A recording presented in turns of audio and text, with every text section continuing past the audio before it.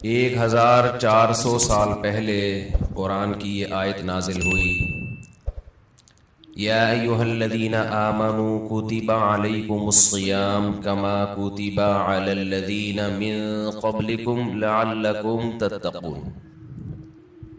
اے ایمان والو، تم پر روزے فرض کیے گئے جیسا کہ تم سے پہلی امتوں پر فرض کیے گئے تھے تاکہ تمہارے اندر تقوی پیدا ہو جائے۔ یہ آیت نازل ہوئی اور صحابہ کرام نے رمضان کے روزے رکھنا شروع کیے۔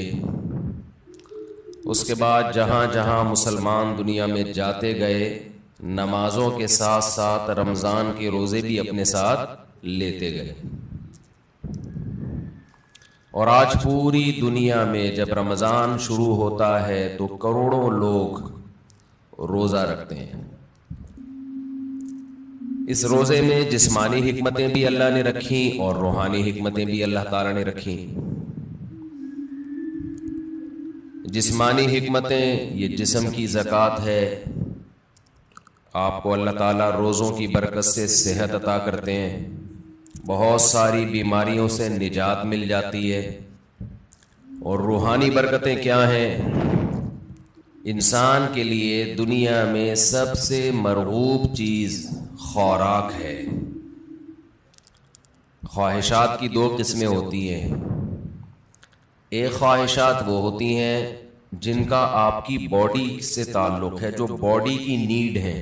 ایک خواہشات وہ ہوتی ہیں جو اوپر کی خواہشات ہیں، لگژری لائف، گاڑی بنگلہ، اچھی ڈریسنگ، دیکھنے میں اچھا نظر آؤں، عزت ہو سوسائٹی میں، دولت ہو میرے پاس۔ یہ جو پہلی قسم کی خواہشات ہیں نا، جو آپ کی باڈی کی نیڈ ہے، یہ بہت ڈینجرس ہوتی ہیں۔ یہ 3 قسم کی خواہشات ہیں، ایک کھانے کی خواہش، پینے کی خواہش، اور ایک جنسی خواہش جسے کہا جاتا ہے، مرد اور عورت کی ایک دوسرے کی طرف اٹریکشن۔ یہ تینوں قسم کی خواہشات ہماری باڈی کی ریکوائرمنٹ ہے، یہ جسم کی چاہت ہوتی ہے۔ یہ خواہشات پوری نہ ہو تو ہماری باڈی متاثر ہونا شروع ہو جاتی ہے۔ اچھا، کچھ خواہشات ہوتی تو باڈی کی ہیں، وہ نیچرل نہیں ہیں۔ خواہشات تو سمجھ گئے نا کتنی قسم کی ہوتی ہیں؟ 2 قسم کی نا، ایک باڈی کی ریکوائرمنٹ، باڈی کی نیڈ، اور ایک باڈی کی نیڈ نہیں ہے، یعنی جسم کا تقاضا نہیں ہے، بلکہ وہ ہماری جسم سے ہٹ کے خواہشات ہوتی ہیں۔ جیسے لگژری لائف ہے نا، ہر آدمی چاہتا ہے میری لائف کیسی ہو، لیکن ایسا نہیں ہوتا کہ لگژری لائف کی آپ کے پیٹ کو کوئی بھوک لگ رہی ہو، وہ خواہش پوری نہیں کریں گے تو باڈی کو کوئی نقصان ہو رہا ہو۔ جو باڈی کی نیڈ ہے نا، جیسے کھانا پینا، یہ تو اگر نہیں کریں گے تو باڈی مسلسل تڑپتی رہے گی، مسلسل احتجاج کرتی رہے گی، اور ان خواہشات کو پورا کرنا بھی ضروری ہے۔ نہیں کریں گے تو بالآخر باڈی آہستہ آہستہ ڈیمیج ہونے کی طرف جائے گی، مر جائیں گے ایک دن۔ آپ کو اگر گدا نہیں ملتا سونے کے لیے، اچھا، انہی باڈی کی خواہشات میں ایک نیند بھی ہے۔ ہم 4 قسم کی خواہشات شامل کر لیتے ہیں، نیند ہے، کھانا پینا، اور جس کو جنسی خواہش کہتے ہیں۔ یہ اتنی ڈینجرس ہوتی ہے، جیسے نیند کی خواہش کو آپ دیکھ لو۔ اب گدے پہ سونا یہ باڈی کی نیڈ نہیں ہے، یہ کیا ہے؟ ایک لگژری لائف انسان گزارنا چاہتا ہے، اس کا تقاضا ہے کہ میرا گھر اچھا ہو، ایئر کنڈیشن روم ہو، اور ٹائلیں لگی ہوئی ہوں، اور فانوس لگے ہوئے ہوں۔ لیکن جب آپ کو نیند آئے گی تو جو گدے پہ سونے کے عادی ہیں ان کو فرش پہ نیند نہیں آئے گی۔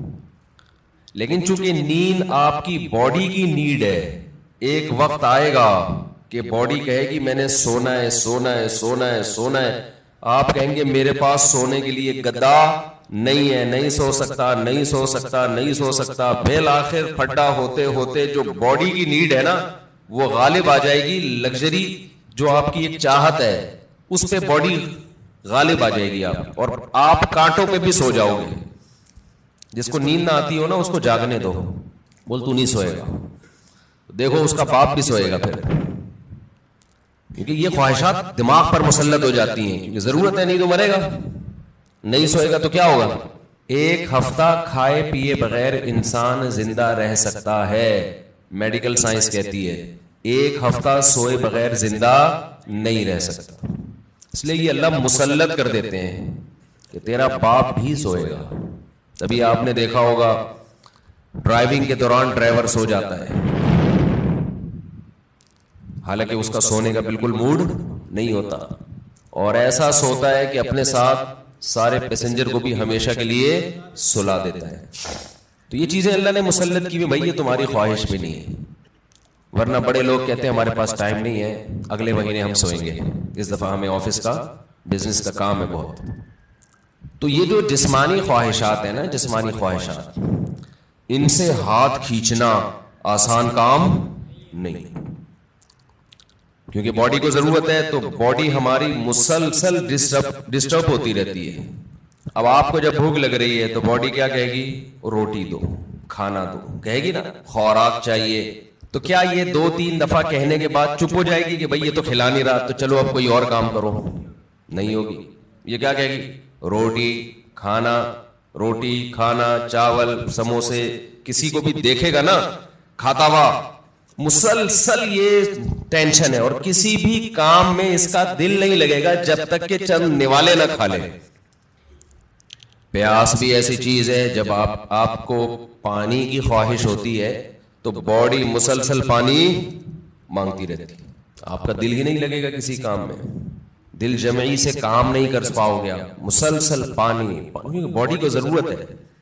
اور یاد رکھو جب ضرورت ہو باڈی خود بتاتی ہے, اس کے لیے ڈاکٹروں سے مشورہ نہیں لیا کرو کہ پہلے کتنے گلاس پانی پیا کرو. یہ چیزیں اللہ نے انسان کی باڈی میں انسٹال کر دی ہیں, اس میں میڈیکل سائنس کو زیادہ فری مت کرایا کرو. کھا بھی لیں پی بھی رہے ہیں, ڈاکٹر صاحب سے پوچھ کتنے گلاس پیوں, جتنے کی چاہتا ہے وہ باڈی خود بتا دے گی. ہاں اگر باڈی صحت مند ہے اور کوئی الٹے سیدھے کام نہیں کر رہے. بعض دفعہ آپ کوئی الٹا کام کر رہے ہوتے ہو جس سے پھر باڈی دھوکہ دیتی ہے, جیسے جو لوگ چائے زیادہ پی رہے ہیں, کافی, تو کیفین کیا کرتی ہے کہ پیاس کا احساس ختم کر دیتی ہے, پیاس بجھا دیتی ہے, اور باڈی سے پانی پیشاب بنا کے نکال دیتی ہے. ایک طرف پانی کی کمی ہو رہی ہے, دوسری طرف اس کمی کی کو پورا کرنے کے لیے باڈی کو جو احتجاج کرنا چاہیے باڈی وہ احتجاج نہیں کر رہی. تو پھر پانی کا پھر مشورہ ڈاکٹر صاحب سے لینا پڑے گا, کیونکہ پھر باڈی آپ کا جو جسم ہے نا وہ اس کی کھوپڑی گھوم جاتی ہے, اس کو پتہ ہی نہیں چلتا کہ کب پانی کی ضرورت ہے کب پانی کی ضرورت نہیں ہے.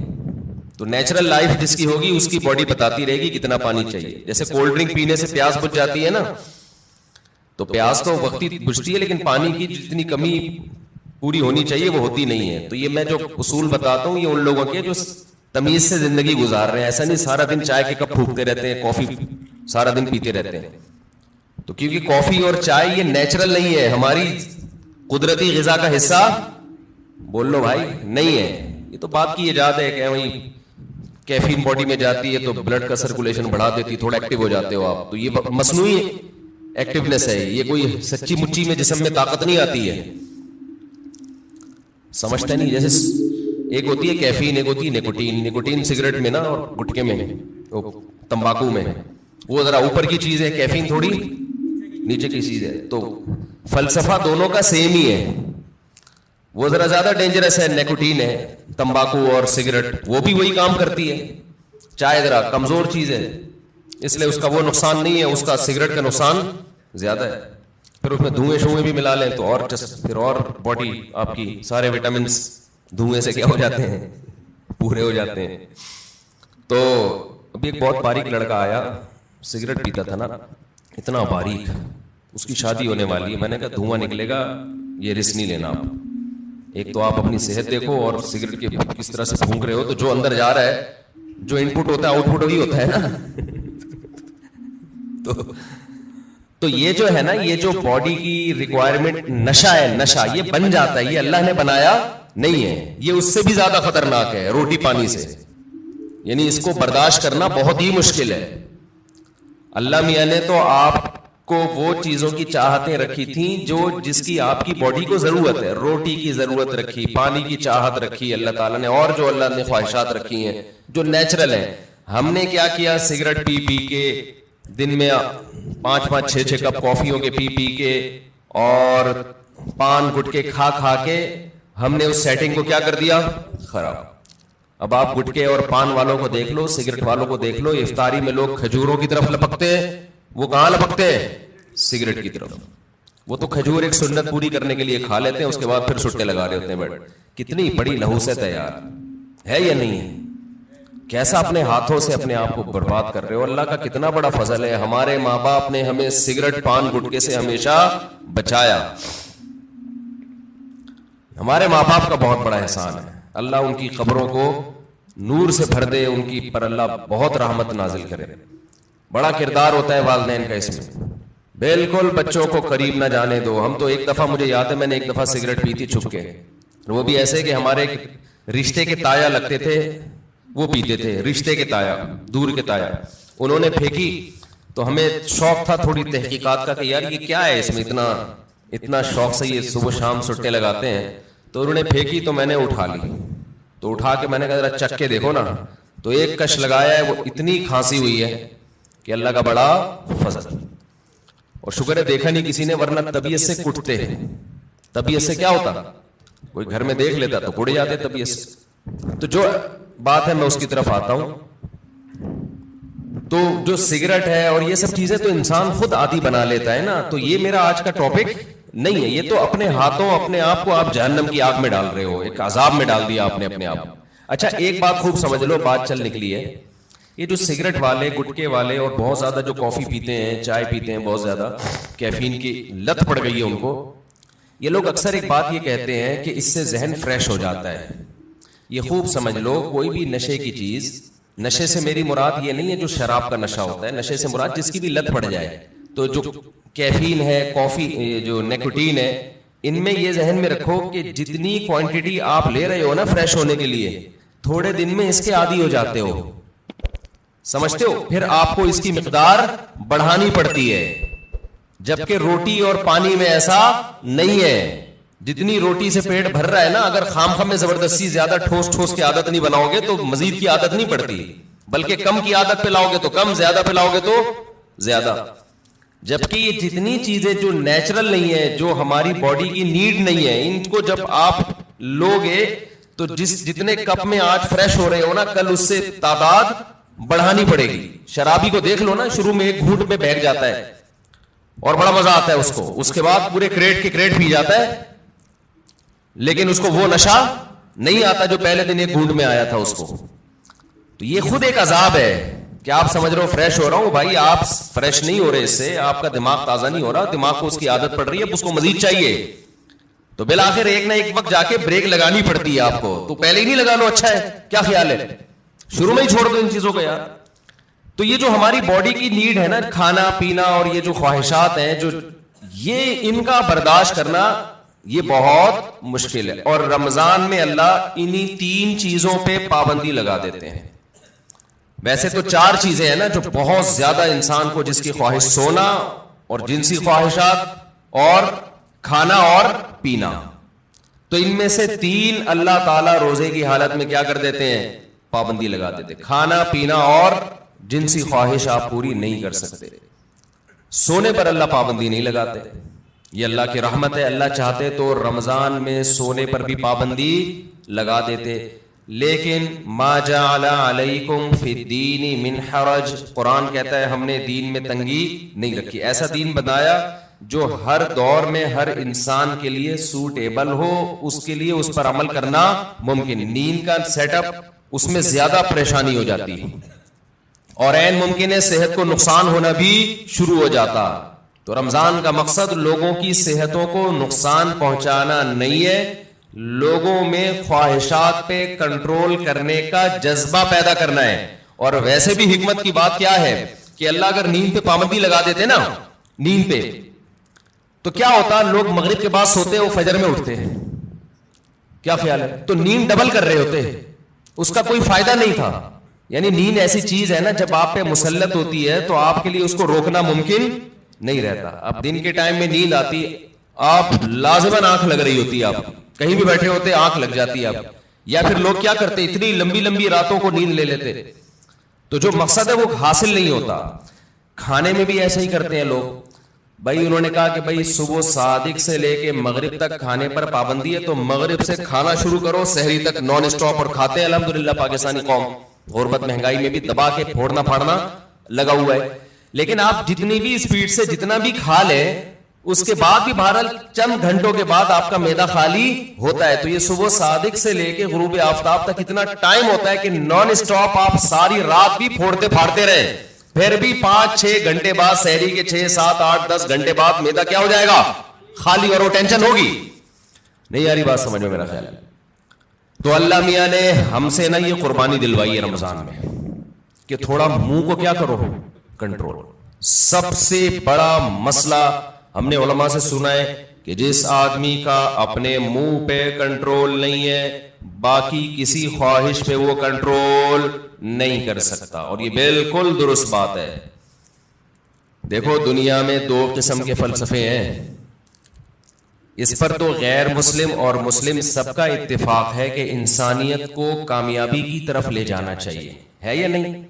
بھائی امریکہ بھی یہی بات کرتا ہے، انسان کو کس طرف لے کے جاؤ؟ کامیابی. جاپان والے بھی کہتے ہیں بھائی ایک سکسیسفل نیشن بننا چاہیے ہمیں، کامیاب بننا چاہیے ہمیں، اور اسلام بھی یہی کہتا ہے. لیکن غیر مسلموں کے ہاں کامیابی نام ہے خواہشات کے پورا ہونے کا. آپ کی تمام خواہشات پوری ہو رہی ہیں تو آپ ایک کامیاب انسان. سمجھتے ہو کہ نہیں سمجھتے ہو؟ اگر آپ کی ہر خواہش پوری ہو رہی ہے تو آپ کیا ہیں؟ کامیاب. لیکن اسلام کیا کرتا ہے؟ آپ کی جگہ جگہ خواہشات پہ پابندیاں لگا رہا ہوتا ہے. جگہ جگہ آپ کی خواہشات پہ کیا لگاتا ہے؟ پابندیاں. یہ نہیں کرنا، یہ نہیں کرنا، یہ لیگل ہے، یہ انلیگل ہے. بہت ساری اور بڑی خطرناک قسم کی پابندیاں بھی لگا دیتا ہے اسلام، جس کا غیر مسلم تصور ہی نہیں کر سکتے کہ ان سے بچیں ہم. آپ اپنی مرضی سے سو سکتے ہو اسلام میں، عشاء سے پہلے سو سکتے ہو. بولو نا، یوں کر دیا کرو تھوڑا پتہ تو چلے. نہیں سو سکتے. فجر سے پہلے اٹھنا ضروری ہے یا نہیں ہے؟ اب ایک آدمی کہہ رہا ہے یار میں سو رہا ہوں لمبا، بس 11 بجے اٹھوں گا. نہیں بھائی، آپ کو اسلام پابندی لگائے گا کہ آپ کو اپنی مرضی سے سونے کی اجازت نہیں، اٹھنا پڑے گا. سردی ہے، وضو کا دل نہیں کر رہا، یخ ٹھنڈا پانی ہے، اسلام کیا کہے گا؟ غیر مسلم کیا کہے گا؟ بھائی نہیں اٹھو، یا اٹھ گئے ہو تو ہاتھ منہ مت دھو. لیکن اسلام آپ پہ پابندی لگائے گا، آپ کو ہاتھ منہ دھونے پڑیں گے، چاہے ٹھنڈ لگے یا نہ لگے. بلکہ سردیوں میں وضو کرنے میں حدیث میں آتا ہے بہت زیادہ ثواب ہے. ایسے گناہ جھڑتے ہیں جیسے درختوں کے پتے جھڑتے ہیں سردیوں میں. پھر اسلام آپ پہ پابندی لگاتا ہے حلال حرام کی پابندیاں. نظر بھی اٹھا کے دیکھنے نہیں دیتا کسی انٹی کو. کتنی سخت پابندی ہے یہ نہیں. گورا سوچ سکتا ہے اس پابندی کو؟ تو نائٹ کلب میں جاتے ہیں، شراب پیتے ہیں، اور اسلام کہہ رہا ہے کہ نائٹ کلب جا کے زنا کرنا تو بہت ہی بڑا جرم ہے. لا تقربوا الزنا، قریب بھی نہیں پھٹکنا. کوئی انٹی جا رہی ہے اس نیت سے دیکھ لوں کہ یار کیسی ہیں، یہ بھی آپ کے لیے کیا ہے؟ Not allowed. اچھا، جو غیر مسلم لوگ ہیں ان کیا ہے کہ انسان کی ہر خواہش پوری ہو. وہ سمجھتے ہیں کہ یہ کامیابی ہے. حقیقت پتہ ہے کیا ہے؟ جس کی ہر خواہش پوری ہوتی ہے وہ ڈپریشن کا مریض بنتا ہے. یہ بات خوب اچھی طرح کھوپڑی میں بٹھا لو. جس کی ہر خواہش پوری ہوگی وہ کیا ہوگا؟ وہ اسٹریس اور ڈپریشن میں جائے گا. وجہ اس کی ہے کہ آپ کی ہر خواہش پوری ہو سکتی نہیں ہے. اگر ہو رہی ہے نا تو اس کا نتیجہ نکلے گا کہ آپ میں خواہشات پہ کنٹرول کرنے کی طاقت ختم. ایک اسٹیپ ایسا آتا ہے جہاں کوئی نہ کوئی خواہش آپ کو قربان کرنی پڑتی ہے. دنیا میں کوئی شخص فرعون بھی ایسا نہیں گزرا کہ اس کی ہر خواہش دنیا میں پوری ہوئی ہو. ساری پوری ہو رہی تھی، موسیٰ علیہ السلام آ گئے، ایک دم دماغ کھٹکا نا اس کا، یہ کیا ہو گیا بھائی؟ یہ تو ہوتا ہے. جتنی بھی آپ کے اندر خواہشات ہیں نا، پوری کرتے رہیں، کہیں نہ کہیں آ کے قدرت کی طرف سے بیریئر کھڑے ہو جاتے ہیں آپ کی راہ میں، اور آپ خواہشات پوری کرتے کرتے یوز ٹو ہو چکے ہوتے ہو. آپ کو خواہشات پہ کنٹرول کرنے کی عادت نہیں رہتی. پھر آپ جاتے ہو اسٹریس میں، ڈپریشن میں، اور چیخو پکار، مار دھاڑ. جیسے جو بچے زیادہ لاڈ پیار میں پلتے ہیں وہ بچے شور شرابہ زیادہ مچاتے ہیں. جن بچوں پہ ماں باپ کا کنٹرول ہوتا ہے کہ کچھ خواہشات پوری کر دی، کچھ پوری نہیں کی، وہ بچے بھی کنٹرولڈ ہوتے ہیں. یقین نہ آئے تو جا کے مشاہدہ کر لو. میں نے بہت سے بچے ضدی دیکھے ہیں, چیزیں اٹھا اٹھا کے پھینک رہے, کوئی بات نہیں مانتے. وجہ اس کی ہے کہ ماں باپ ان کی ہر بات مانتے ہیں. نہیں آ رہی سمجھ میں؟ پتہ نہیں آپ لوگ لاڈلے بچے ہیں اپنے ماں باپ کے یا لاڈلے نہیں ہیں, تو یہ تو اللہ ہی جانتا ہے. لیکن ہم نے ایسے بچے مارکیٹ میں دیکھے, ہر خواہش پوری ہو رہی ہے, بچہ چڑچڑا ہو گیا. اچھا, جس بچے کے ساتھ اس کا کوئی بہن بھائی نہ ہو وہ بھی چڑچڑے ہو جاتے ہیں. اس کی وجہ یہ کہ بہت زیادہ لاڈ پیار اس اکلوتے کو مل جاتا ہے. کیا ہوتا ہے؟ اکلوتے. دوسرا مارکیٹ میں قریب العمر ہوتے نہیں ہیں 2-4, تو ماں باپ کی ساری لاڈ کا اور پیار کا مرکز یہ اکلوتا, اس کی ہر خواہش پوری. آپ میں سے کوئی اکلوتا ہو تو پیش کی معذرت. نتیجہ کیا نکلتا ہے؟ اس کی طبیعت میں چڑچڑاپن پیدا ہونا شروع, مار دھاڑ. وہ سوسائٹی میں بسا اوقات ایک کامیاب انسان بن کے سروائیو نہیں کر پاتا. اچھا, ہمارے ایک ریلیٹیو کے یہاں نا ایک بچہ ہوا, پھر ان کے یہاں فوراً دوسرا ہو گیا اگلے سال. رپورٹ دیکھیں, رپورٹ. ہوا یہ ہے کہ جب فوراً دوسرا آ گیا 1-2 سال کے بعد مارکیٹ میں, تو جو پہلا والا تھا نا, اب اس کو تھوڑی سی جیلسی بچوں میں ہوتی ہے کہ دوسرے کو پیار کرو تو اس کو غصہ آ رہا ہے کہ اس کو کیوں پیار کر رہے. بچے کرتے ہیں ایسے, آپ نے دیکھا ہوگا. تو لوگ کہہ رہے ہیں کہ یار یہ جو ان کے ریلیٹیو ہے نا, کہنے لگے کہ یہ غلط ہوا, پہلے والے کے ساتھ ظلم ہوا ہے. ابھی اس کی عمر تھی, اس کو محبتیں ملتی, توجہ کا مرکز بنتا. مارکیٹ میں دوسرا آ گیا, جو محبت پوری اس کو ملنی چاہیے تھی وہ ڈیوائیڈ ہو کے آدھی کہاں جا رہی ہے, تو یہ پہلے والے کے ساتھ ظلم ہے. سمجھتے ہو بات کو؟ تو بھائی یہ پہلے والے کے ساتھ ظلم نہیں ہے, اس کی ٹریننگ کا حصہ ہے کہ تو دنیا میں اکیلا باپ نہیں ہے, تمہارے بہن بھائی بھی ہوں گے. ابھی سے اس کے اندر برداشت پیدا ہو رہی ہے. حقیقت ہے, اس کے دل میں ایک جذبات ہوتے ہیں حسد کے. بچوں میں ہوتا ہے, بہت زیادہ جیلسی ہوتی ہے بچوں میں. ایک کو کچھ دو نا تو دوسرے کو ضرورت نہیں بھی ہو, صرف اس کو تپانے کے لیے مانگتے ہیں کہ مجھے کیوں نہیں دیا.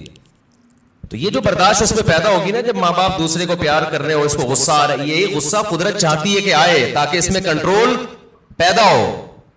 یہ نہیں ہوتا نا تو یہ بڑے ہو کر عذاب بنتا ہے. پھر بڑے ہو کر پھر کیا ہوتا ہے کہ یہ کیوں آ گیا دنیا میں, میرے باپ کی وراثت جو مجھے ملنی تھی اس کو کیوں مل رہی ہے, یہ اس میں شریک کیوں ہو رہا ہے. پھر یہ یہاں تک جاتا ہے معاملہ. شروع میں یہ مسئلہ کیا کر دو, ختم کر دو کہ بیٹا اس گھر میں اور بھی ہے, اور ممکن ہے مفتی صاحب کے ابھی میں بیانات سننا شروع کیے تو اسپیڈ اور بھی بڑھ سکتی ہے ہماری, این ممکن ہے. اگلے سال نیا ماڈل بھی آ سکتا ہے. تو اب یہ جلتے ہی رہو بیٹھ کے, یار اسی کو قبول کرو. اور پھر ایک اہم بات یہ کہ بچہ ماں باپ کی توجہ کے لیے بہن بھائی کو وقتی طور پہ برداشت نہیں کرتا, لیکن اللہ نے ایک ایسا بچے میں ایک سافٹ ویئر ڈالا ہوا ہے کہ وہ اپنے بہن بھائیوں سے محبت بھی ٹوٹ کے کرتا ہے. یہ تو آپ اس کو دے رہے ہو نا, ماں باپ اس نئے ماڈل کو جب پیار کرتے ہیں, محبت دیتے ہیں, تو پرانے ماڈل کو تکلیف ہوتی ہے. یہ ہے اس کی جیلسی. لیکن آپ ذرا کوئی تھرڈ پرسن اس نئے ماڈل کو ہاتھ اٹھا کے دیکھے, پرانا ماڈل آڑ بن کے کھڑا ہو جائے گا کہ میرا بھائی ہے, میری بہن ہے, تو کون ہوتا ہے ہاتھ اٹھانے والا. تو یہ جو محبت اور قربانی کا جذبہ ہے, یہ بھی نئے اور پرانے میں جب کم وقفہ ہوگا اور نیا ماڈل جلدی آئے گا, تو پرانے ماڈل میں اپنے بہن یا بھائی کے لیے لڑنے کا جذبہ یہ بھی جبھی پیدا ہوگا. نہیں آ رہی بات؟ اور یہ تھوڑا سا نئے اور پرانے کو بڑا ہونے دو, پھر ان کے آپس میں کھیل کود دیکھو, محبتیں دیکھو کیسی ہوں گی.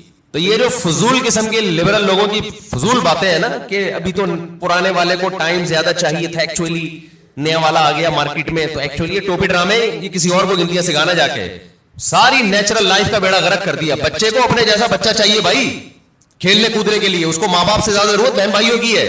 ماں باپ تو صرف کیئر کرتے ہیں کہ کیا کر رہا ہے, خراب تو نہیں ہو رہا, سٹے تو نہیں لگا رہا, ایسا تو نہیں تایا نے سگریٹ پھینکی اٹھا کے پی رہا ہے. ماں باپ کا کام صرف یہ نگرانی کرنا ہے. باقی تو اس کو جو اس کی جو انٹرٹینمنٹ والی لائف ہے, جو اس کو انٹرٹین کرے گی, وہ تو بہن بھائی کریں گے. خوش رہے گا, کھیلے گا, کودے گا, انہیں سے سیکھے گا, مارے گا, روئے گا, پٹے گا بھی, پیٹے گا بھی. یہی تو لائف ہے اس کی. ہر خواہش پوری ہونے سے انسان بنتا نہیں ہے بلکہ بگڑتا ہے. بچوں کی سیلف ریسپیکٹ, ہم بھی اس کے قائل نہیں ہے کہ بچوں کو مارا پیٹا جائے, ماں باپ بگاڑ دیتے ہیں مار پیٹ کے, لیکن یہ جو سیلف ریسپیکٹ اور یہ ابھی اس کو بڑا ہونے دو میرے بھائی, ابھی چھوٹا ہے, ابھی اس کو تربیت کی ضرورت زیادہ ہے. اس کو بدتمیزی مت کرنے دو بڑوں کے ساتھ.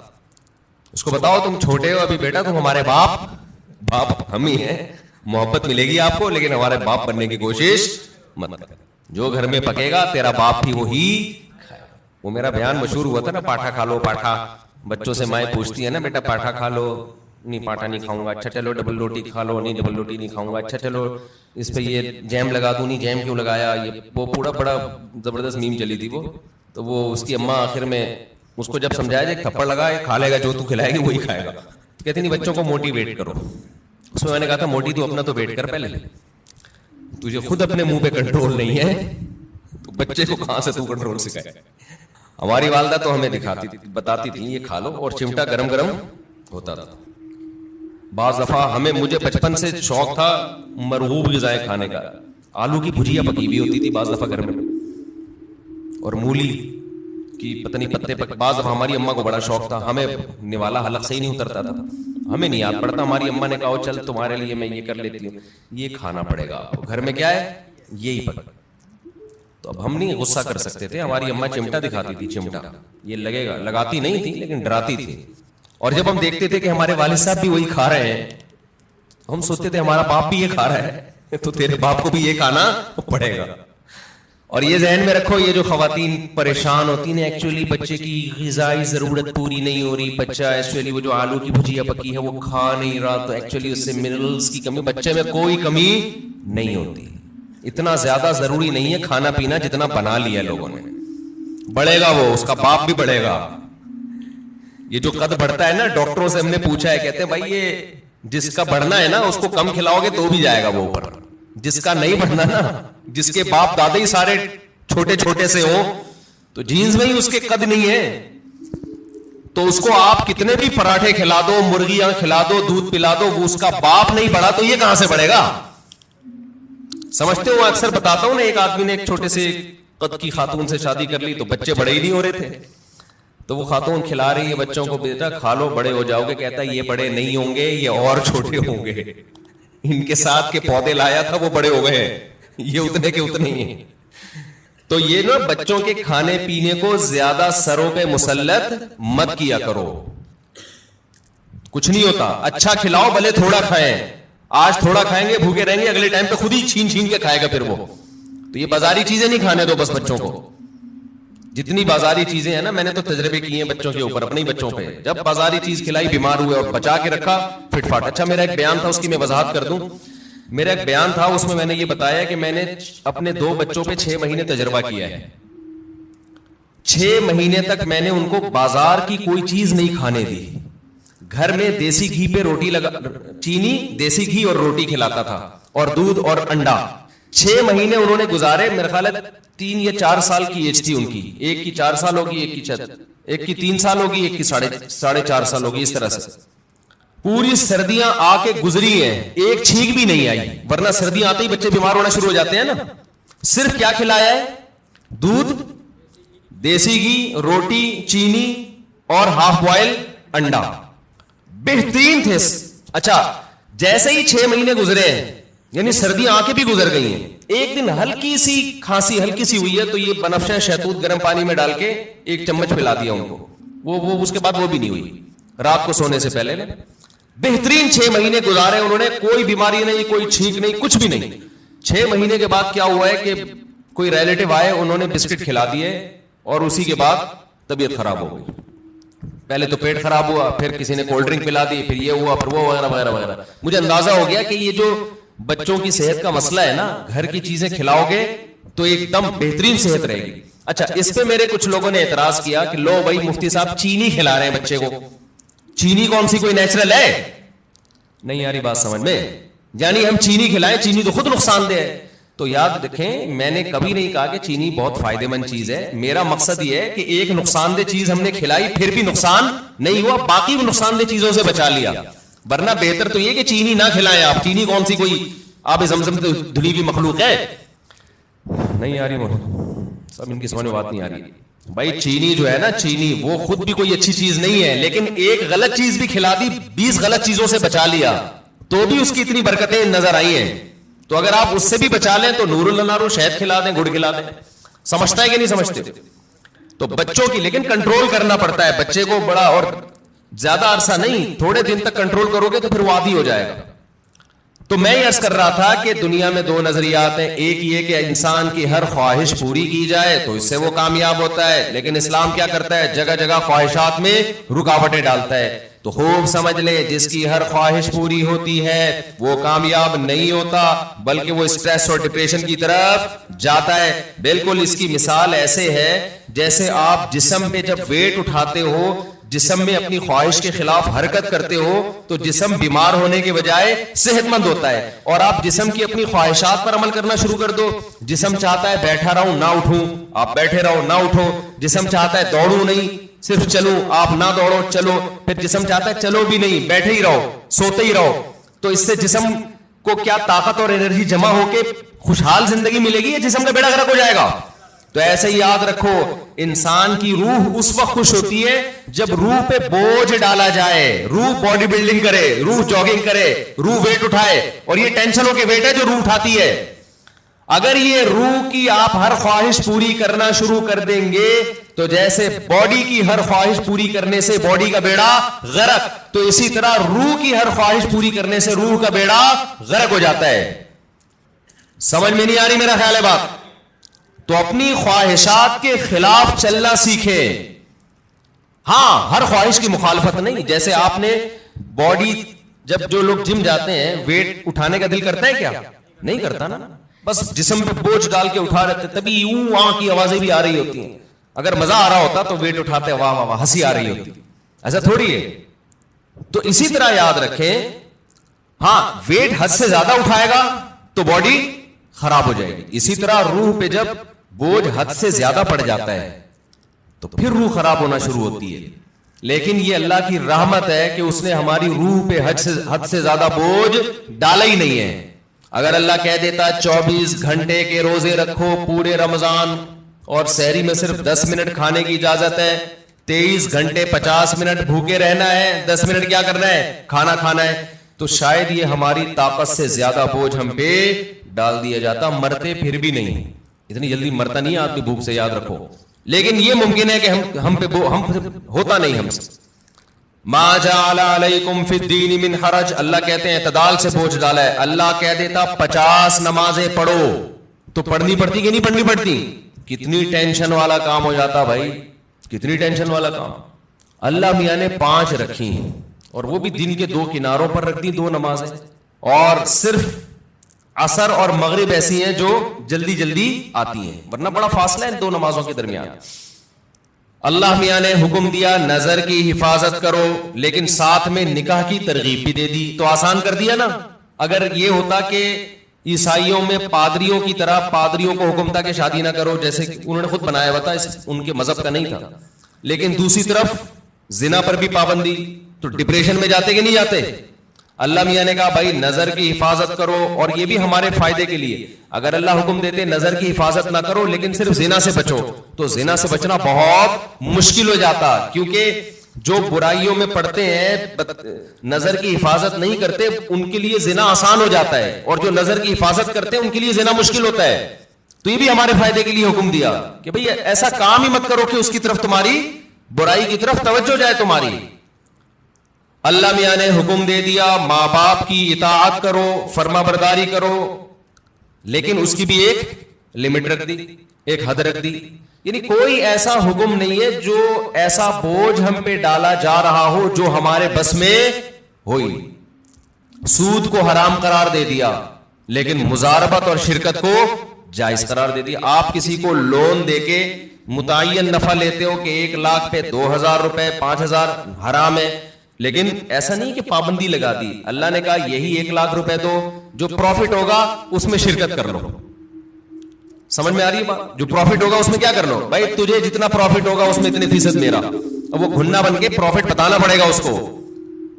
اور جو سرمایہ دار لوگ ہیں نا وہ پروفٹ بتانا نہیں چاہتے, وہ کہتے ہیں ہم آپ کے 1 کروڑ سے جتنا بھی اٹھائیں آپ کو اتنا ملے گا بس. اسلام کہتا ہے نہیں بھائی پیسہ اس کا لگ رہا ہے تو اس کو بتاؤ تو صحیح کتنا کما رہا ہے تو. ابے 1% بھی دو گے نا آپ. دیکھو آپ نے زید کو 1 کروڑ روپے دیے, زید کو کہا تو 1 کروڑ سے جتنا بھی کمائے گا نا بے شک مجھے 1% دے دے, لیکن پرسنٹیج ہونی چاہیے 1%. اس کا فائدہ کیا ہوگا؟ وہ 1 کروڑ پہ آپ کو 1 لاکھ دے گا نا, آپ کو فوراً پتہ چل جائے گا وہ کم بخت 99 لاکھ کما رہا ہے. سمجھ میں آ رہی ہے بات؟ سود خور یہ وہ اپنا پروفٹ بتانا نہیں چاہتا. 1% بھی دے گا نا آپ کو یہ تو پتا چل جائے گا نا جب 1% 1 لاکھ ہے تو اس کا مطلب باقی 99 کتنا ہے؟ وہ 99 لاکھ ہے. اس کا مطلب یہ گنا میرے 1 کروڑ سے 99 لاکھ کما رہا ہے اور مجھے کتنا دے رہا ہے؟ 1 لاکھ. لیکن اگر سودی نظام ہوگا, آپ نے زید کو 1 کروڑ روپے دیے, آپ نے کہا مجھے ہر مہینے 1 لاکھ دے دینا, تو کتنا کما رہا ہے, مجھے اس سے غرض نہیں ہے, وہ 1 لاکھ روپے لا کے دے گا, آپ گلے ملیں گے, شکریہ ادا کریں گے, کتنا نیک آدمی مجھے 1 لاکھ روپے دے رہا ہے, اور وہ بھی روتے ہوئے دے گا, یار کاروبار کا تو بیڑا ہی غرق ہو گیا, لیکن میں تجھ سے وعدہ کیا 1 لاکھ لے لے. آپ کا دل چاہے گا اس غریب کو 2 کروڑ اور دے دوں میں, الو بناتا رہے گا, آپ کو بے وقوف بناتا رہے گا. لیکن اگر پرسنٹیج کے حساب سے ہوگا تو آپ نے جب زید کو 1 کروڑ دیے, آپ لوگ کو سمجھ میں نہیں آ رہا, تو بزنس کہاں سے کرو گے جو تمہاری سمجھ میں اتنی باتیں نہیں آ رہی. مجھے لگ رہا ہے آپ کے چہروں سے کہ جو میں کہہ رہا ہوں اوپر سے گزر رہا ہے آپ کو. زید کو آپ نے 1 کروڑ روپے دیے, آپ نے کہا مجھے جتنا پروفٹ ہوگا اس میں 1% چاہیے, وہ 1 لاکھ روپے لے کر آیا, تو آپ سمجھ جاؤ گے یہ کم بخت کتنے کما رہا ہے؟ 99 لاکھ. اب اس کو رونے کی اجازت, وہ رونے کا بہانہ نہیں کرے گا, اور آپ کو اس سے مانگو گے بھی کہ جتنا پروفٹ ہوا ہے مجھے دکھاؤ, تاکہ پتا چلے کہ یہ واقعی 1% بنتا ہے کہ نہیں بنتا ہے.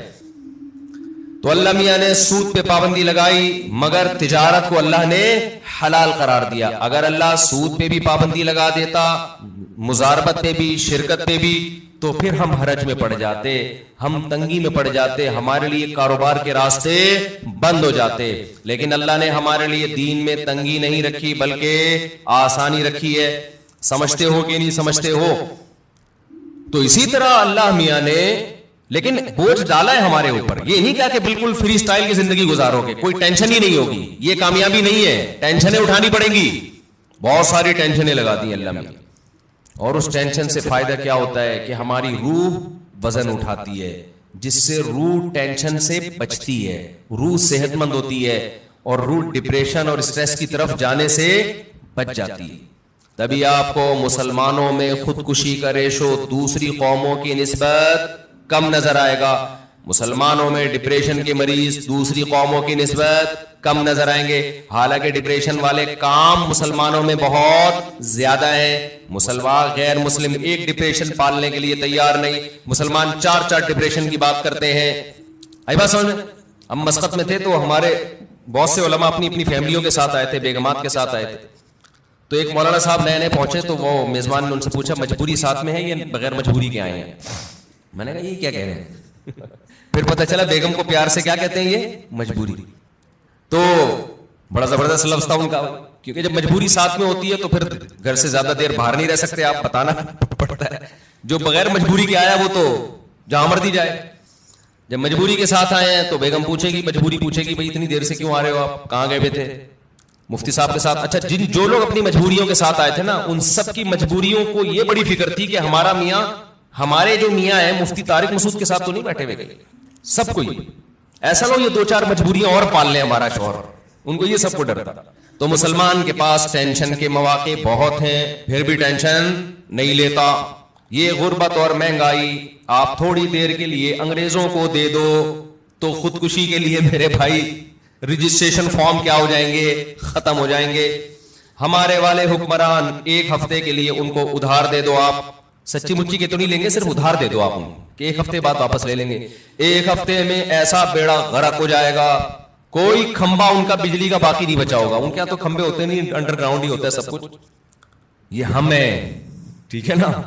ڈالر کہاں سے کہاں پہنچ گیا, میں تو کبھی سوچتا ہوں تو تھوڑا ڈپریشن شروع ہو جاتی ہے, پھر میں سوچتا ہی نہیں کہ مریں گے تو ویسے ہی سب کیا ہو جائے گا, ختم. ہمارے تو اصل آخرت ہے نا. جو دیکھو دال پانی اللہ نے جو موٹی موٹی ضرورتیں وہ تو اللہ ویسے ہی پورے کرے. اور پاکستان کا تو حال ایسا ہے کہ بچپن سے سنتے آ رہے ہیں کہ بینک کرپٹ ہونے جا رہا ہے. پاکستان کا ایسا اللہ کے ساتھ اللہ کا معاملہ ہے, بچپن سے مہنگائی بڑھ رہی ہے. مجھے یاد ہے وہ دور میں بہت چھوٹا تھا, روٹی 4 آنے کی ملتی تھی, 1 روپے کی 4 روٹیاں. جب 8 آنے کی ہوئی تو سب چیخ اٹھے کہ روٹی ڈبل ہو گئی بھائی. 1 روپے کی 4 روٹیوں کے بجائے اب 1 روپے کی کتنی ملیں گی؟ 2 روٹیاں. لوگ چیخ اٹھے تھے مہنگائی بڑھ رہی ہے. پھوڑنا اسی حساب سے لگا ہوا تھا, اسی. پھر روٹی 1 روپے کی ہوئی, پھر 5 روپے کی ہوئی, پھر 10 روپے کی ہوئی, اب پتہ نہیں کتنے کی چل رہی. 35. استغفر اللہ. میرے یہاں مہمان آتے ہیں نا تو چائے منگواتا ہوں میں ہوٹل سے. اب ہمارے دماغ میں وہ چند سال پہلے کی چائے تھی, پتہ نہیں 10 روپے کا کپ تھا 15 روپے کا کپ تھا, میری کھوپڑی میں وہی گھوم رہی ہے, مجھے کیا پتا اتنی اسپیڈ سے حساب خراب ہو گیا. مہمان آ رہے ہیں, لے آ یار 4 چائے لے آ 5 چائے لے آ. اچھا وہ گارڈ جو ہے نا, وہ جو خادم بل بنا کے دیتا ہے, مجھے لگتا تھا یار یہ کچھ زیادہ ہی, پتہ نہیں خود تو نہیں اس نے اپنے کئی مہمانوں کے الگ سے کھانچے کھولے ہوئے اس نے. ایک دن میں نے کہا یار اتنے تو مہمان میرے نہیں آئے جتنے تم بل بنا رہے ہو. اس نے کہا استاد جی 60 روپے کا کپ ہے چائے کا, 60 روپے. ابے میں نے کہا اتنے کا تو کپ نہیں آتا جس میں چائے ڈالی جا رہی ہے. تو مجھے تو خیال ہوا میں نوٹس لگا دوں کہ مہمان لوگ اپنی چائے اپنے ساتھ لے کے آئیں گے. یہ کوئی مذاق تھوڑی ہے یار, ملنے بھی ہم سے آؤ, چائے بھی گھر پلائے, کام بھی تمہارا ہو, چائے ہم پلائیں. خیر اتنا بھی ایسا نہیں ہے, انشاءاللہ پلا دیں گے. لیکن یہ کہ یہ ہے تو فکر کی بات نا. لیکن نہ چائے والوں کی چائے رک رہی ہے, نہ نلی نہاری کی سیل میں کمی آ رہی ہے, نہ برگر بکنے میں کمی, نہ KFC والوں کے ہاں رش میں کمی. میں تو لوگوں پہ حیران ہوتا ہوں, لوگ بات کر رہے ہوتے ہیں نا میرے سامنے, دوست احباب بھی, یار مفتی صاحب مہنگائی نے کمر, ایسے کھجا رہے ہوتے ہیں, مہنگائی نے کمر توڑ دی یار, اتنا مہنگا ہو گیا کھانا, اب تو روٹی خریدنے کی طاقت ختم ہو گئی. پھر تھوڑی دیر چلے یار نہاری کھانے چلتے ہیں, ادھر چلے مفتی صاحب نلی نہاری کا پروگرام ہو جائے. یہ ہر ایک کا حال ہے. ایسا لگتا ہے کہ اتنی کرپشن اور اتنی مہنگائی کے باوجود برکت کہاں ہے, وہ بھی اللہ نے ہمیں ہی دی ہے. لوگوں کے چہرے کھلے ہوئے ہیں ماشاءاللہ, پیٹ بھرے ہوئے ہیں. ہوٹل کے باہر جاؤ ایسا لگتا ہے فری میں بانٹ رہا ہے, پاؤں رکھنے کی جگہ نہیں ہے. مہنگے سے مہنگے ہوٹل جاؤ وہاں بھی یہی حال ہے. میں نہیں کہہ رہا کہ جو غریب ہیں وہ مرد ختم ہو گئے, نہ, جو بیچارے سفید پوش غریب ہیں ان کے گھروں کے حالات بہت خطرناک ہیں. لیکن اللہ کا شکر ہے ان حالات میں بھی بہت سو کو اللہ بہت اچھا کھلا رہا ہے. تو بھائی مسافر خانہ ہے نا یار, اور کیا کرنا ہے, کھا پی لو, سونے کی جگہ مل گئی, مہنگائی گئی تیل لینے, ٹھیک ہے نا. ہماری زندگی کا جتنا کوٹا ہے ہمارے مرنے سے پہلے انشاءاللہ ہم پورا کر کے جائیں گے. اگلی نسل کا بیڑا غرق ہوگا, وہ اگلی نسل جانے, وہ ہمیں کیوں بھائی, اللہ اس کو بھی کھلا دے گا. پھر اگلی نسل کا کام ہے کہ وہ ووٹ اچھے لوگوں کو دے. ہم تو اس نسل کو بھگت رہے ہیں. ہم نے اتنے بڑے بڑے جرم کیے, ایسے ایسے حکمرانوں کو اپنے اوپر مسلط کیا, پھر بھی اللہ ہمیں کھلا رہا ہے. شاید اگلی نسل یہ جرم نہ کرے تو ان کو تو اور اچھا کھلائے گا اللہ تعالیٰ. یعنی ایسا لگ رہا ہے اللہ ہمارے گناہوں کو بھی اتنی سزا نہیں دے رہا جتنی بنتی ہے, ورنہ جو ہم لوگ کی حرکتیں ہیں نا اس کے حساب سے سزا بہت زیادہ بنتی ہے ہماری. کیونکہ اسلام کی برکت ہے, اللہ کا نام لیتے ہیں اس کی برکت ہے کہ پھر بھی اتنی ٹینشنوں میں بھی ٹینشن میں نہیں جا رہے, اتنی مجبوریاں اس کے بعد بھی ٹینشن میں نہیں جا رہے. اور یہاں سوسائٹی پہ, ریاست پہ بوجھ نہیں ہوتا, عوام کا بوجھ ہوتا ہے گھر کے سربراہ پہ. یورپ امریکہ میں آپ کی بیگم کو کھلانا اسٹیٹ کی ذمہ داری ہے, آپ کی ذمہ داری نہیں ہے. آپ کے بچوں کو کھلانا اسٹیٹ کی ذمہ داری ہے, آپ کی ذمہ داری نہیں ہے. حتیٰ کہ آپ کے پاس پیسے نہیں ہیں تو بھی اسٹیٹ کی ذمہ داری ہے آپ کو کھلانا. یہاں ساری ذمہ داریاں اسلام نے مرد کے کندھوں پہ ڈالی ہیں. بیگم کو کھلانا, ماں باپ کو کھلانا, اولاد کو کھلانا. اس کے باوجود بھی یہ بیچارہ ڈپریشن میں نہیں جاتا, جانا چاہیے تھا, جا نہیں رہا. یہ تو یہ کس کی برکت ہے بھائی, یہ دین کی برکت ہے. اللہ پہ اعتماد توکل ہے. تو اپنے اوپر بوجھ ڈالو گے تو اللہ خوشیاں دے گا. وہ بوجھ کیا ہے, نماز کا بوجھ ڈالو, رشتہ داروں کے حقوق ادا کرنے کا بوجھ ڈالو, ذمہ داری اٹھاؤ گھر کی, بھائی میری ذمہ ان کو کھلانا. غریبوں کا بوجھ ڈالو اپنے اوپر, غربا اور مساکین کا پیٹ بھرنا کس کی ذمہ داری ہے, میری. ہر آدمی کیا سوچے کس کی ذمہ داری ہے, میری ذمہ داری ہے. روح پہ جتنا بوجھ ڈالیں گے, روزہ رکھنا یہ کس کی ذمہ داری ہے, یہ میری, مجھے رکھنا پڑے گا. ہم بچپن میں دیکھتے تھے, تصور نہیں تھا روزہ چھوڑنے کا. اب لوگ کیا کر رہے ہیں, اللہ کی خاطر چند گھنٹے بھوک اور پیاس برداشت نہیں ہو رہی. تم یہ دیکھو حکم کس کا ہے, کتنے بڑے بادشاہ ہیں جو تمہیں پورے سال کھلاتا ہے. ہمارے لبرل لوگ نا اپنے آپ کو کافر پہ قیاس کرتے ہیں, یار انہوں نے مذہب سے بغاوت کر کے اتنی ترقی کر لی تو ہمیں رمضان کے روزوں کی کیا ضرورت ہے. بھائی انہوں نے مذہب سے بغاوت کے ساتھ خدا سے بھی بغاوت کی ہے, یہ ذہن میں رکھو. خدا اپنے باغیوں کو معاف نہیں کرتا, یہ تو دارالامتحان ہے. لا یغررک تقلب الذین کفروا فی البلاد. قرآن کہتا ہے جو اللہ کے نافرمان ہیں ان کی زمین میں عیش و عشرت دیکھ کر تم کبھی بھی متاثر مت, یہ تمہیں دھوکے میں نہ ڈال دے. متاع قلیل, یہ دنیا کے چند دنوں کے چند ٹکے ہیں, یہ کچھ بھی نہیں ہے.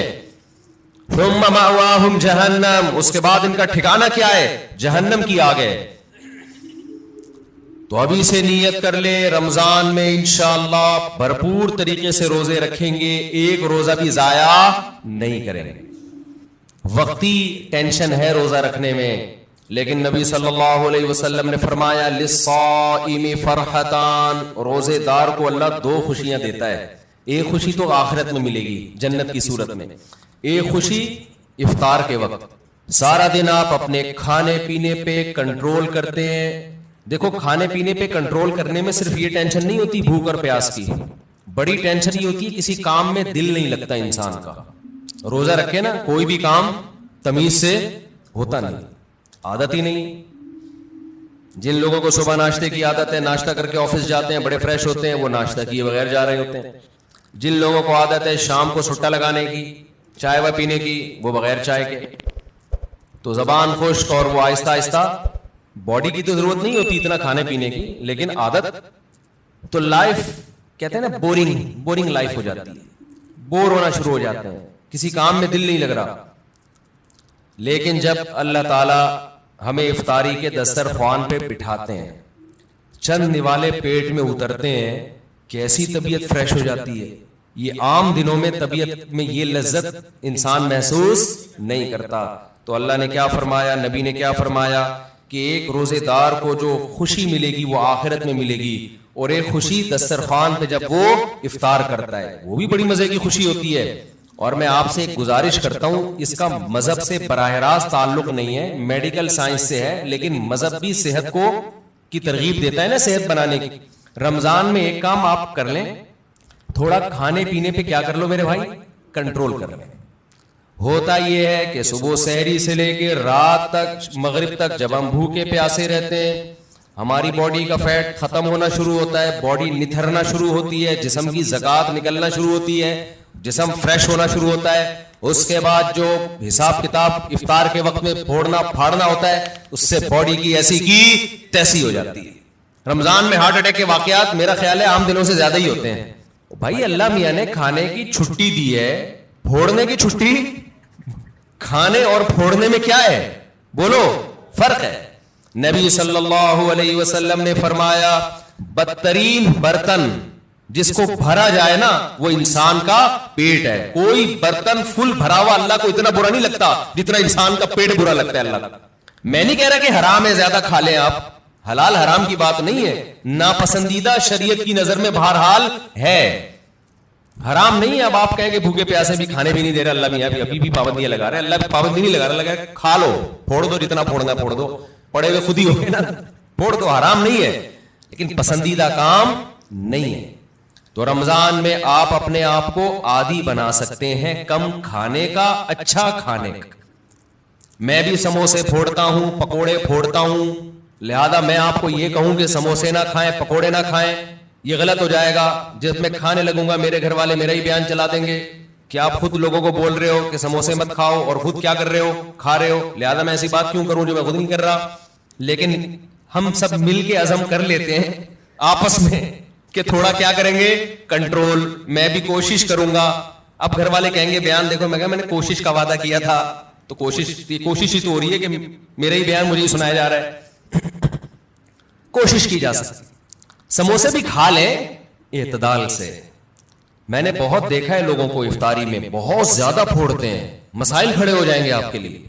شربت پہ شربت پیے جا رہے ہیں, چینی کے نا پیے جا رہے ہیں, کولڈ ڈرنک پہ کولڈ ڈرنک پیے جا رہے ہیں. اچھا کمال کی بات یہ کہ افطاری میں طبیعت سے پھوڑتے ہیں, پھر نماز کے بعد آ کے کھانا کھاتے ہیں.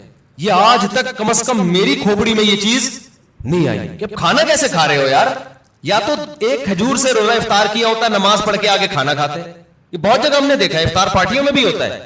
پہلے افطار پارٹی میں کیک, پیسٹریاں, سموسے, پکوڑے اور چکن اور کیا کچھ ہوگا, وہ کھانے کے بعد چلو جی اب جماعت سے نماز پڑھے, اب کھانا لگا ہوا ہے. اب مجھے کہہ رہے تھے کھانا لگا دیا. کھانا یہ کیا کھایا ہم نے بھائی, ایک آدمی نے کم از کم 6 سموسے کھائے ہیں اور اتنے پکوڑے کھائے ہیں, تو اب کھانا کیا. تو لوگ کہتے ہیں کھانا روٹی سالن کو کہا جاتا ہے اور چاول کو کہا جاتا ہے. یہ جو ہم نے کھایا ہے کھانے سے پہلے, جو نماز سے پہلے افطاری میں, یہ روٹی سالن نہیں تھا. یہ سموسے, پیسٹریاں, پکوڑے اور پتہ نہیں رول اور کیا کیا چیزیں آ رہی ہیں, یہ تو وہ تھا. پیٹ جو ہے نا, پیٹ, اس کو نہیں پتا کھانے کی ڈیفینیشن ہندوستان اور پاکستان میں کیا چل رہی ہے اس وقت. پیٹ یہ دیکھتا ہے کہ اوپر سے کوئی چیز آ رہی ہے, اس کو ہضم کرنا شروع کر دو, پیٹ اسی کو کھانا کہتا ہے. نہیں آئی بات میرا خیال ہے. ایک دفعہ ہمارا پشاور جانا ہوا تو ہمارے کچھ میزبان تھے, وہ ماشاءاللہ پٹھان لوگ تو ویسے ہی بڑے سخی ہوتے ہیں. انہوں نے کیا کیا, میرے لیے نا دیسی مرغیوں کی وہ لا کے رکھ دی, دیسی مرغیاں نا روسٹ, بڑی زبردست تھی وہ, رانے اس کی بھنی ہوئی, ہم نے پھوڑ دی. وہ ماشاءاللہ بڑے ہیوی کھانا تھا, تو میں نے اچھی طرح طبیعت سے کھا لیا, بڑا مزہ آیا. میں تو کہا ہو گیا کھانا بھائی, اتنی دیر میں اب کھانا آ رہا ہے. اب میں مجھ پہ نا, کیونکہ وہ پھر کھلاتے بھی زبردستی ہیں, مجھ پہ راشا تاری ہو گیا. میں نے کہا اللہ خیر کرے اب کیا ہوگا. انہوں نے کہا وہ سب کھانا. میں نے کہا بھائی ہمارے اندر تو طاقت نہیں ہے. انہوں نے کہا تمہارے باپ کو بھی کھانا پڑے گا. ان کا یہ الفاظ نہیں تھے, لیکن اسٹائل اسی قسم کا تھا. وہاں ایسا نہیں ہو سکتا کہ کھانا آئے اور آپ نہیں کھاؤ. پھر ہم نے کھایا, تھوڑا سا کھایا. تو افطاری میں کیا کر رہے ہوتے ہو بھائی, تو آپ بہترین آپ تجربہ کر کے دیکھ لو میرے مشورے پر. افطاری میں شربت نہ پیو آپ, میں آپ کو بتا رہا ہوں آپ کا دماغ ایسا فریش ہو جائے گا نا, آپ کہو گے واہ مزہ آ گیا بھائی. اکثر آپ نے دیکھا ہوگا افطاری کرتے ہی لوگ ٹن ہو جاتے ہیں, دیکھا ہوگا نا, مغرب کے بعد گھر جاتے ہیں بستر سے اٹھا ہی نہیں جاتا. پھر تراویح میں ایسے جھوم رہے ہوتے ہیں جیسے جن پر لگتا ہے کسی نے کوئی قبر سے مردہ اکھاڑ کے لا کے یہاں کھڑا کر دیا ہے. یہ حالت ہوتی ہے. آپ کو جو نیند آتی ہے نا میٹھا کھانے سے آتی ہے, خوب سمجھ لیں, کارب لینے سے آتی ہے. آپ اپنی خوراک میں کاربوہائیڈریٹ کو کم کر دیں, آپ فریش بھی ہوں گے, نیند بھی نہیں آئے گی, جسم کو طاقت پوری ملے گی. آپ افطاری میں تجربہ کر کے دیکھ لیں, میٹھے میں صرف کھجور کھائیں آپ افطاری میں, اس سے نیند نہیں آئے گی. کھجور میں کوئی الگ ٹائپ کا میٹھا ہوتا ہے. آپ نے افطاری میں شربت نہیں پینا, آپ نے افطاری میں روٹی چاول نہیں کھانے, تھوڑے سے کھا لیں آپ, زیادہ نہیں کھائیں. کھجور کو فوکس کریں آپ, جو چنے کی چاٹ وغیرہ ہے نا اس کو فوکس کریں, وہ کھائیں, پیٹ بھی بھر جائے گا آپ کا.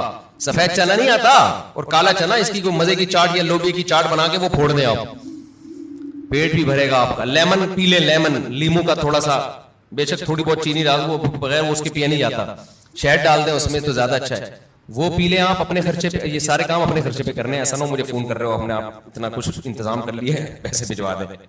تو کھجورے پھوڑ دیں آپ افطاری میں, اور چاٹ واٹ سے پیٹ بھر لیں آپ, یہ چنے کی چاٹ وغیرہ سے نا, دہی بڑے وغیرہ سے, اس سے پیٹ بھر لیں آپ. تو آپ کو نیند نہیں آئے گی, آپ فریش ہو جاؤ گے, طاقت بھی پوری ملے گی آپ کو. اور یہ جو افطاری کر کے ٹن سے گھوم رہے ہوتے ہیں نا, اور تراویح میں بھی ادھر ادھر جھوم رہے ہوتے ہیں, یہ کیفیت آپ کی نہیں.